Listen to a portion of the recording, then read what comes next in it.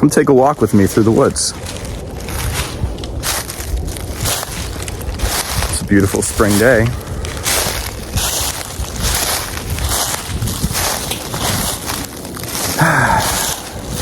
The air is fresh.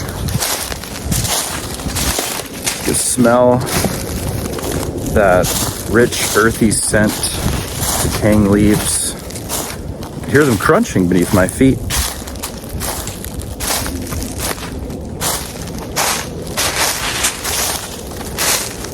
And so much green is popping up all around me.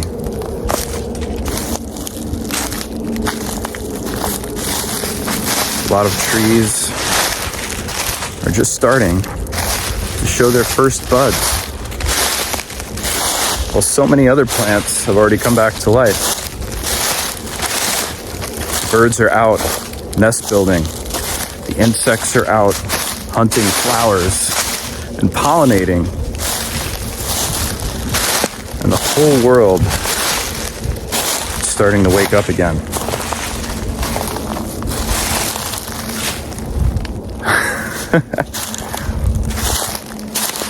This is why I believe that springtime is the true start of the year. Not January. January is still very much a time for sleeping. Still the midst of winter. Yet society wants us to kick things back into gear and come to life when the whole world still lies asleep. But now, this is the time when everything is coming back to life. Check out this tree right here.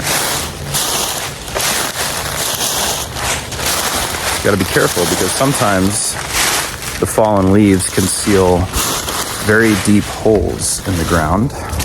Actually fell in such a hole yesterday, almost went all the way up to my waist. Now check this out right here.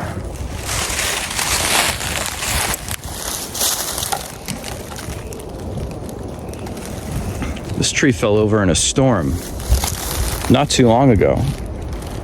But as you can see, if we follow its trunk, this tree is still very much alive.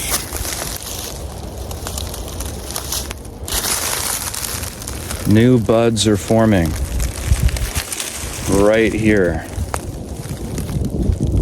And I often wonder myself, how will this tree go on?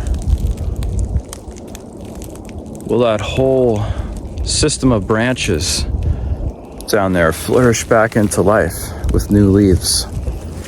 I guess we'll see. But trees are very tenacious things. They're often a teaching tool that I use when I talk to people.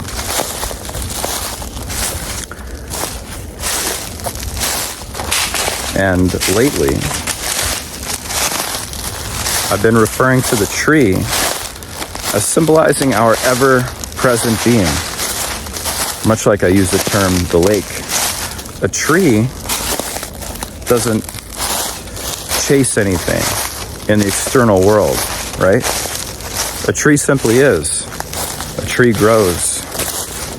And a tree attracts everything it needs to survive. It trusts that it will be rained on and receive life-giving water.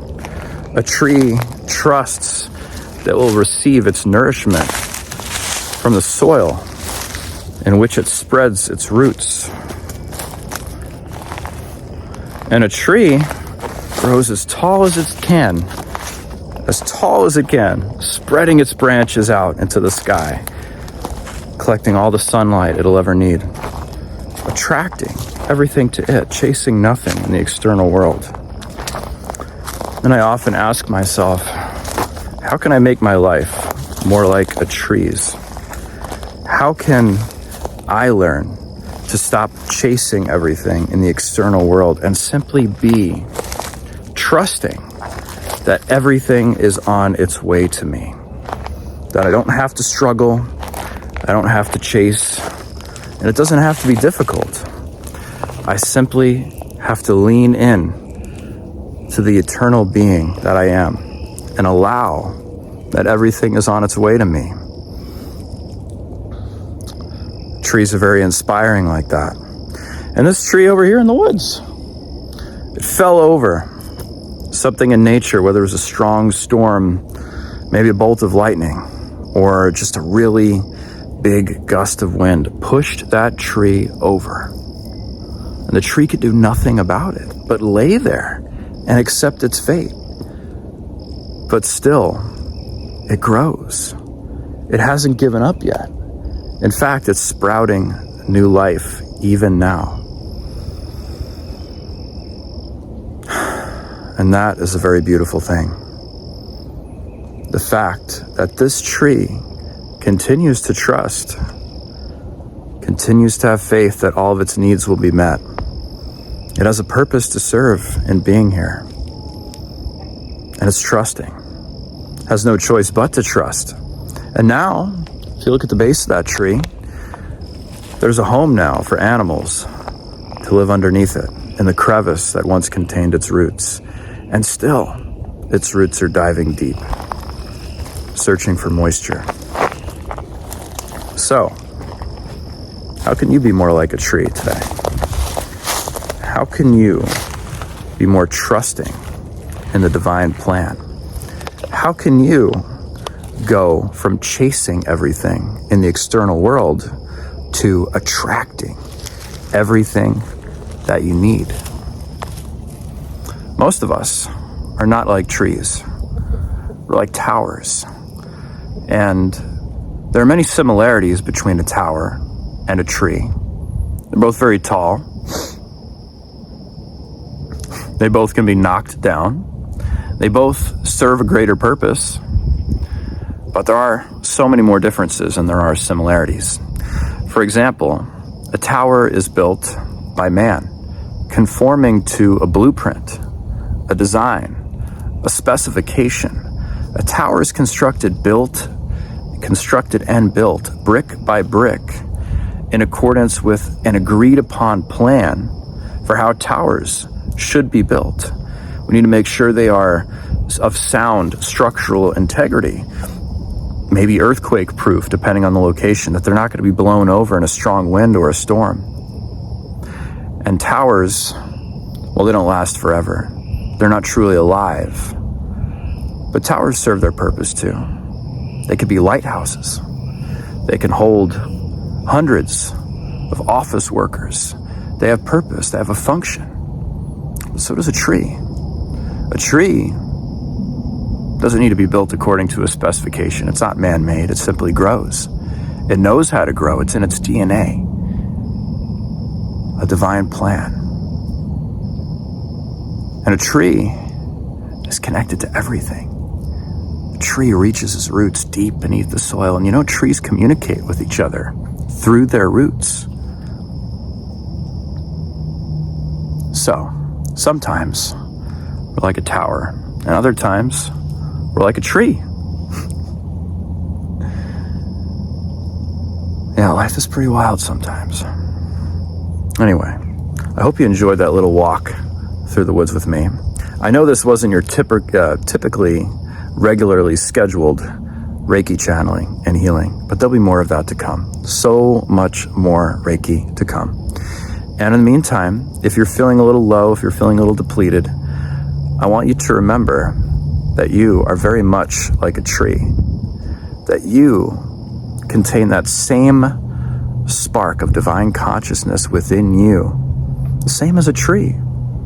And just like a tree, you too can attract everything you need in this life. How can you do that? Well, in a world where you are connected to everything, where nothing is truly separate from you, all you have to do is remember that you already are everything you'll ever need. Yeah, that sounds a little crazy. Sure. We've been conditioned to believe that we have to chase things in the external world. We've been conditioned to believe that we have to go out and get the bricks, the lumber, the human resource power to build our tower. And that's true to an extent. But when we lean into our eternal sense of being that is the tree, when we remember that we are truly separate from nothing, that we can rewrite our entire story in the space of a single breath, we can remember that we already have everything we will ever need right here inside us. We were born with it. We came here to earth with it. It is our birthright. You know why? Because nothing is truly separate from us. Everything is connected. And then there's that beauty of the present moment. Take a deep breath with me for just a moment before we continue. A nice deep one in through the nose. Hold it for just a second and let it out. But don't let it just be a breath. Let it be a full conscious breath. And what I mean by that is bring all of your present awareness into that breath.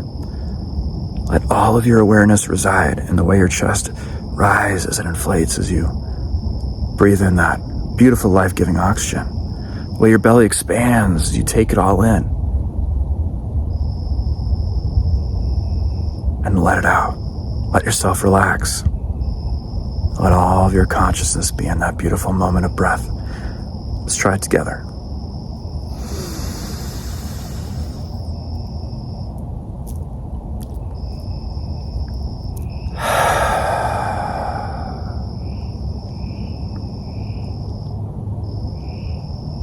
We often spend so much of our time worrying about things we have to do in the future, appointments we have to keep, phone calls we have to make, emails we have to send, whose birthday it is next week, where we have to go.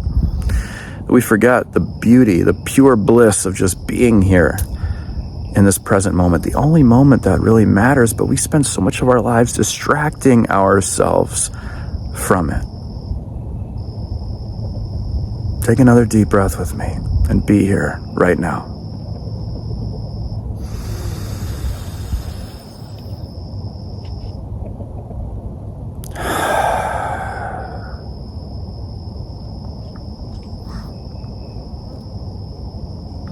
You can even pause this video if you want, for as long as you need, just to feel the beauty of the now. I want you to let me know, how does it feel to be right here in the now? In this beautiful place, endless possibilities stretch before us, a limitless number of opportunities that are all ours exist right here in the present moment. An infinite number of timelines, an infinite amount of stories that you can write. That's why when I said earlier, you can change your entire life story in the space of a breath. You are bound by nothing. And right here, this moment is where it all happens. You have to get in touch with this moment, this present moment.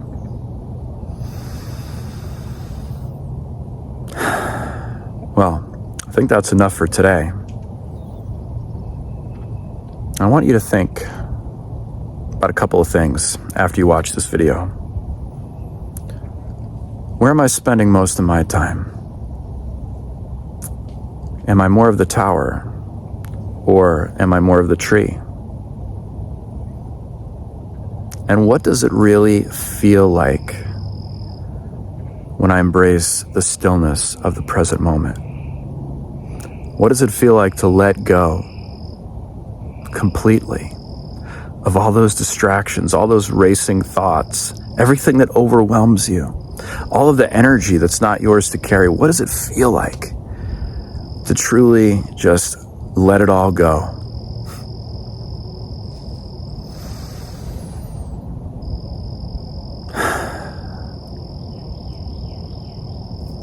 I'm sending all of you so much love. I'll see you all again really soon, but until then, have a wonderful rest of your day. Hey, soul family, if you enjoyed that video and if you really resonated with it, but you're still feeling a little stuck or disconnected and you'd like to connect back to that eternal, divine, limitless source of unconditional love, I want you to tap that link in the video description because I would love to work with you. I am always here for you. And in that link, you can book a personal one-on-one Reiki session with me or a reading with the sacred Nordic runes, because if you have some questions or if you're struggling with something, if you're facing insurmountable odds or challenges, there is divine guidance, wisdom, and insight available to you. Tap the link in the video description. Book a session with me today. I'm here for you, and always sending you so much love.